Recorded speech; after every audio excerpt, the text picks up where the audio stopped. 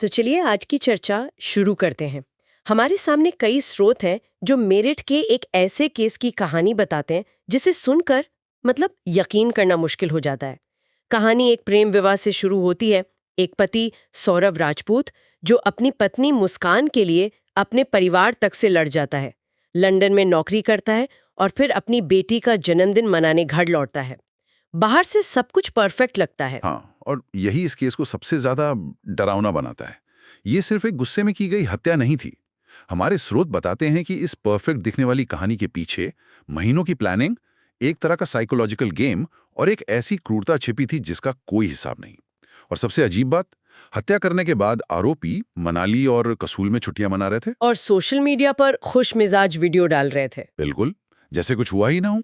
कि ऐसा हुआ क्यों, एक रिश्ता इस भयानक मोड़ पर कैसे पहुंचा, हत्या की साजिश में अंधविश्वास का क्या रोल था और उस बदनाम नीले ड्रम की कहानी क्या है जिसने पूरे देश को हिला कर रख दिया। तो कहानी शुरू करते हैं 2016 से। सौरभ राजपूत और मुस्कान रस्तोगी की शादी होती है। जैसा कि आपने बताया, ये एक लव मैरिज थी। सौरभ ने परिवार की मर्जी के खिलाफ जाकर ये शादी की थी। उनकी एक बेटी भी हुई। ऐसा लगता है कि सौरभ अपनी इस छोटी सी दुनिया में बहुत खुश था। हाँ, तो फिर ये सब गलत होना शुरू कहाँ से हुआ? क्या ये सिर्फ एक एक्स्ट्रा मैरिटल अफेयर का मामला था या कुछ और भी था? देखिए, अफेयर तो एक चिंगारी थी, लेकिन बारूद पहले से इकट्ठा हो रहा था। 2019 में मुस्कान की जिंदगी में उसके एक पुराने स्कूल के दोस्त साहिल शुक्ला की एंट्री होती है। जल्द ही दोनों के बीच एक अफेयर शुरू हो गया। सूत्रों के मुताबिक 2021 में सौरभ को इस बारे में पता भी चल गया था। अच्छा। हाँ, उसने दोनों को रंगे हाथों पकड़ा भी था। अच्छा, तो उसे सब पता था, फिर उसने कोई एक्शन क्यों नहीं लिया? यही इस कहानी का एक दुखद पहलू है। सौरभ ने अपनी बेटी की वजह से मुस्कान को माफ कर दिया। उसने अपने रिश्ते को एक और मौका देने का फैसला किया। शायद उसे लगा कि सब ठीक हो जाएगा। लेकिन वो ये नहीं जानता था कि जिसे वो माफी दे रहा है वो मन ही मन उसे रास्ते से हटाने का प्लान बना रही थी। मतलब माफी के बाद भी साजिश चल रही थी। बिल्कुल, बल्कि शायद और तेजी से। हमारे स्रोत बताते हैं कि नवंबर 2014 से ही मुस्कान ने तैयारी शुरू कर दी थी। ये कोई अचानक हुआ अपराध नहीं था। उसने बाजार जाके तेज धार वाले चाकू खरीदे। दुकानदार ने पूछा भी कि इनका क्या करना है, तो उसने बहाना बनाया कि घर पर चिकन काटना होता है। और नींद की गोलियां? हाँ, इसके अलावा उसने एक फार्मेसी से नींद की गोलियां भी इकट्ठी करनी शुरू कर दी थी। ये सब बहुत सोचा समझा लग रहा है। लेकिन इस साजिश में साहिल का क्या रोल था? क्या वो सिर्फ एक मोहरा था या बराबर का साजिश करता? ये एक बहुत दिलचस्प सवाल है और यहीं पर मनोवैज्ञानिक हेरफेर मतलब साइकोलॉजिकल मैनिपुलेशन का एंगल आता है। मुस्कान जानती थी कि साहिल थोड़ा अंधविश्वासी किस्म का है और अपनी माँ से बहुत जुड़ा हुआ था जिनका देहांत हो चुका था। मुस्कान ने इसी कमजोरी का फायदा उठाया। कैसे? उसने साहिल की मरी हुई माँ के नाम से एक नकली स्नैपचैट आईडी बनाई। एक मिनट, क्या कह रहे हैं? उसने मरी हुई माँ की नकली आईडी बनाई?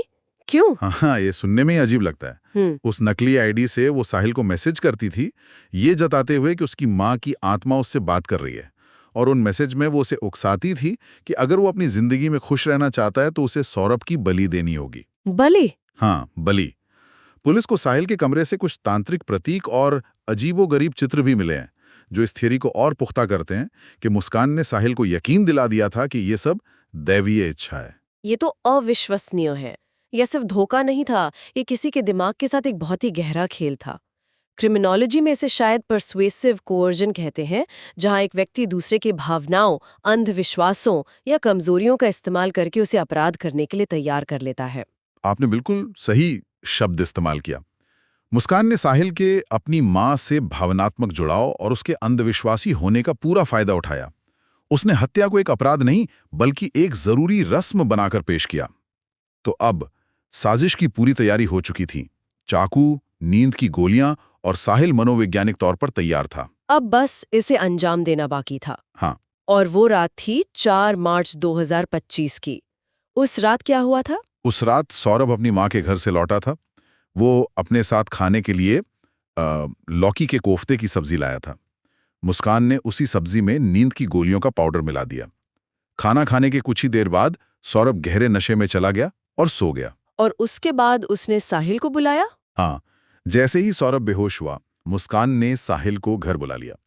इसके बाद जो हुआ वो बेहद क्रूर था। दोनों ने मिलकर सोए हुए सौरभ पर चाकुओं से कई वार किए। और पोस्टमार्टम रिपोर्ट? पोस्टमार्टम रिपोर्ट में जो सामने आया वो और भी भयानक था। पता चला कि हत्यारे ने पूरे जोर से 3 बार चाकू सीधा दिल में मारा था। मतलब बचने का कोई चांस ही नहीं था। कोई चांस नहीं। ये सुनकर ही रूह कांप जाती है। लेकिन कहानी यही खत्म नहीं हुई। उन्होंने सबूत मिटाने के लिए इसके बाद जो किया वो शायद हत्या से भी ज्यादा परेशान करने वाला है। बिल्कुल। हत्या के बाद उनका अगला कदम था लाश को ठिकाने लगाना। उन्होंने सौरभ के शव को बाथरूम में घसीटा और वहां उसके कई टुकड़े कर दिए। टुकड़े कर दिए? हाँ, सूत्रों के अनुसार उन्होंने सिर और हाथों को धड़ से अलग कर दिया था। ये सब करने के बाद वे बाजार गए और एक बड़ा सा नीला प्लास्टिक का ड्रम खरीद कर लाए। वही नीला ड्रम जो इस केस की पहचान बन गया। हाँ, वही। उन्होंने शव के टुकड़ों को उस ड्रम में भरा और फिर उसे सीमेंट और धूल के घोल से ऊपर तक भरकर पूरी तरह सील कर दिया। क्यों? उनका प्लान ये था कि इससे बदबू बाहर नहीं आएगी और किसी को शक भी नहीं होगा। घर के कोने में रखा एक नीला ड्रम, कौन सोच सकता था कि उसके अंदर एक इंसान की लाश के टुकड़े हो सकते हैं। ये बात मेरे समझ से बाहर है। मतलब आपने किसी की हत्या की है, उसके शरीर के टुकड़े घर के एक ड्रम में बंद है और इसके ठीक बाद आप क्या करते हैं? आप छुट्टियां मनाने चले जाते हैं। ये किस तरह की मानसिकता है? ये इस केस का सबसे हैरान करने वाला पहलू है। अपराध को अंजाम देने के ठीक बाद मुस्कान ने अपनी बेटी को अपने मायके छोड़ा और साहिल के साथ हिमाचल प्रदेश के लिए निकल पड़ी। वे मनाली और कसौल जैसी जगहों पर घूमे जैसे कुछ हुआ ही ना हो। और इस दौरान वो सौरभ के परिवार को भी धोखा दे रही थी, है ना? हाँ, वो बहुत शातिर तरीके से काम कर रही थी। वो सौरभ के ही फोन का इस्तेमाल करके उसके परिवार वालों को मैसेज भेजती रहे। मैसेज कुछ इस तरह के होते थे, मैं और मुस्कान घूमने निकले हैं, या यहाँ नेटवर्क नहीं है, परेशान मत होना। मतलब वो एक झूठी कहानी बना रही थी। हाँ, ताकि सबको लगे कि सौरभ जिंदा है, ठीक है, और अपनी पत्नी के साथ खुश है। और फिर वो सोशल मीडिया वीडियो, मैंने क्लिप्स देखी हैं। वे होली खेल रहे हैं, साहिल का जन्मदिन मना रहे हैं, मुस्कुरा रहे हैं। उन वीडियोस में उनके चेहरे पे पछतावे का एक निशान तक नहीं दिखता। ये कैसे मुमकिन है? क्या उन्हें पकड़े जाने का कोई डर ही नहीं था? मनोवैज्ञानिक दृष्टिकोण से देखें तो इस तरह का व्यवहार, इसे लैक ऑफ रिमोर्स कहते हैं, मतलब पश्चाताप की पूरी कमी, जो अक्सर सोशियोपैथिक या साइकोपैथिक लक्षणों में देखा जाता है। उनके लिए यह अपराध किसी इंसान की जान लेना नहीं था, बल्कि अपनी जिंदगी की एक समस्या का समाधान करना था। समस्या हल हो गई। हाँ, एक बार समस्या हल हो गई तो वे अपनी जिंदगी में आगे बढ़ गए जैसे कुछ हुआ ही ना हो। यह साधारण इंसान के लिए सोचना भी मुश्किल है, लेकिन एक अपराधी के दिमाग के लिए यह बिल्कुल तार्किक हो सकता है। तो एक तरफ घर में एक ड्रम में लाश सड़ रही थी और दूसरी तरफ वे एक सामान्य कपल की तरह पहाड़ों में घूम रहे थे और इंस्टाग्राम पे वीडियो पोस्ट कर रहे थे। ये सब कितने दिन तक चला? राज खुला कैसे? ये सब करीब 2 हफ्ते तक चला, लेकिन जब सौरभ का परिवार उससे संपर्क नहीं कर पाया तो उन्हें शक होने लगा। 18 मार्च को सौरभ के भाई ने पुलिस में उसकी गुमशुदगी की रिपोर्ट दर्ज कराई। इसी बीच पड़ोसियों को भी घर से एक अजीब सी तेज गंध आने लगी थी। मैंने कुछ रिपोर्ट्स में पढ़ा है कि उनकी 6 साल की बेटी ने भी कुछ कहा था। हाँ, कुछ मीडिया रिपोर्ट्स में यह दावा किया गया है, हालांकि इसकी आधिकारिक पुष्टि नहीं हुई है। दावा यह है कि बच्ची ने खेल खेल में पड़ोसियों से कहा था, पापा ड्रम में हैं। ओह! ये सुनकर शायद पड़ोसियों का शक और गहरा गया। जब पुलिस जांच के लिए घर पहुंची तो उन्हें वो सीमेंट से भरा नीला ड्रम मिला। उसे तोड़ने पर जो मंजर सामने आया उसने सबके होश उड़ा दिए। और मुस्कान और साहिल को गिरफ्तार कर लिया गया। जी, उन्हें गिरफ्तार कर लिया गया और पूछताछ में उन्होंने अपना जुर्म कबूल भी कर लिया। अब कानूनी विशेषज्ञ इस मामले को रेयरेस्ट ऑफ रेयर यानी विरले से विरला मामला बता रहे हैं। रेयरेस्ट ऑफ रेयर, ये शब्द हम अक्सर सुनते हैं, लेकिन इसका कानूनी तौर पर मतलब क्या होता है? देखिए, जब कानूनी विशेषज्ञ से रेयरेस्ट ऑफ रेयर कहते हैं तो इसका एक खास मतलब होता है। ये कोई आम शब्द नहीं है। सुप्रीम कोर्ट ने इसके लिए कुछ मानक तय किए हैं। ऐसे मामले जिनमें अपराध केवल पूर्व नियोजित ही नहीं बल्कि बेहद क्रूर, बर्बर और अमानवीय तरीके से किया गया हो, और जो समाज की अंतरात्मा को झकझोर कर रख दे। बिल्कुल, वे इस श्रेणी में आते हैं। इस केस में शव के टुकड़े करना, अपराध के बाद जश्न मनाना और जिस ठंडे दिमाग से पूरी साजिश रची गई, ये सब इसे उस दिशा में ले जाते हैं। और अगर ये साबित हो जाता है तो इसमें अधिकतम सजा यानी मौत की सजा का प्रावधान है। इस कहानी में गिरफ्तारी के बाद भी कुछ मोड़ आए। एक तो ये कि मुस्कान गर्भवती थी। हाँ, ये एक और मानवीय पहलू है इस केस का। गिरफ्तारी के समय मुस्कान गर्भवती थी और उसने जेल में एक बच्ची को जन्म दिया है जिसका नाम राधा रखा गया है। अब सौरभ का परिवार ये मांग कर रहा है कि उस नवजात बच्ची का डीएनए टेस्ट कराया जाए। ये पता करने के लिए कि उसका पिता कौन है जी, और मुस्कान के अपने परिवार का क्या रुख है। ये भी बहुत दुखद है। मुस्कान के अपने माता-पिता ने उससे सारे रिश्ते तोड़ लिए हैं। उन्होंने सार्वजनिक रूप से अपनी ही बेटी के लिए फांसी की मांग की है। अपनी ही बेटी के लिए? हाँ, उनका कहना है कि उनकी बेटी ने जो किया है वो माफी के लायक नहीं है। सूत्रों के मुताबिक उस परिवार को सामाजिक बहिष्कार का सामना करना पड़ रहा है और वे अपना घर बेचकर कहीं और जाने की सोच रहे हैं। एक अपराध ने कई जिंदगियों को तबाह कर दिया है। बिल्कुल। इस खौफनाक मामले का एक और अजीब पहलू है जो आज के डिजिटल दौर की एक अलग ही हकीकत दिखाता है। जैसे ही नीले ड्रम की कहानी मीडिया में आई, सोशल मीडिया पर एक अजीब सा ट्रेंड शुरू हो गया। हाँ, ये बहुत ही परेशान करने वाली बात थी। कुछ लोगों ने इस भयानक त्रासदी का मजाक बनाना शुरू कर दिया। इंस्टाग्राम और दूसरे प्लेटफॉर्म्स पर ऐसी असंवेदनशील वीडियो और रील्स वायरल होने लगी जिनमें लोग नीले ड्रम को लेकर मजाक कर रहे थे या उस पर कॉमेडी एक्ट कर रहे थे।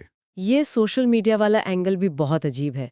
एक तरफ इतनी भयानक घटना हुई है, एक परिवार तबाह हो गया है, और दूसरी तरफ लोग नीले ड्रम पर मीम बना रहे हैं। ऐसा क्यों होता है? लोग इतने असंवेदनशील कैसे हो सकते हैं? इसे एक तरह की डिजिटल डिसेंसिटाइजेशन या डिजिटल संवेदनहीनता कह सकते हैं।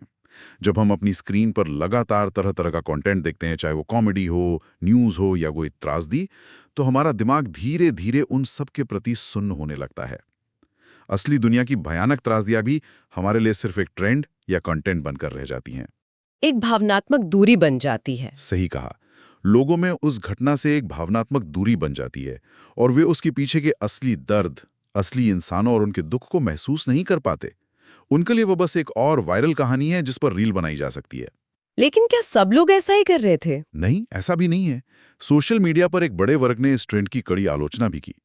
बहुत से यूजर्स ने आवाज उठाई कि एक हत्या का इस तरह मजाक बनाना बेहद गलत और पीड़ितों के परिवारों का अनादर है। तो एक ही प्लेटफॉर्म पर हमें समाज के दो चेहरे दिखे। एक जो त्रासदी में मनोरंजन ढूंढ रहा था और दूसरा जो उसके खिलाफ खड़ा था। तो ये कहानी थी एक ऐसे अपराध की जिसमें प्यार था, धोखा था, एक सोची समझी साजिश थी और ऐसी क्रूरता थी जिसकी कल्पना करना भी मुश्किल है। ये दिखाती है कि कैसे एक सामान्य दिखने वाले रिश्ते के पीछे एक गहरा अंधेरा छिपा हो सकता है। बिल्कुल। लेकिन ये मामला सिर्फ अपराधियों और उनकी मानसिकता के बारे में नहीं है। ये हमें कुछ बहुत मुश्किल सवाल भी देता है। जैसे जेल में जन्मी उस बच्ची का भविष्य क्या होगा, जिसका इस दुनिया में आते ही एक भयानक अतीत से सामना हुआ है। और जब किसी की क्रूर हत्या का प्रतीक, वो नीला ड्रम, सोशल मीडिया पर एक मजाक का ट्रेंड बन जाता है, तो ये एक समाज के तौर पर हमारे बारे में क्या कहता है? ये कुछ ऐसे विचार हैं जिन पर हम सभी को सोचने की जरूरत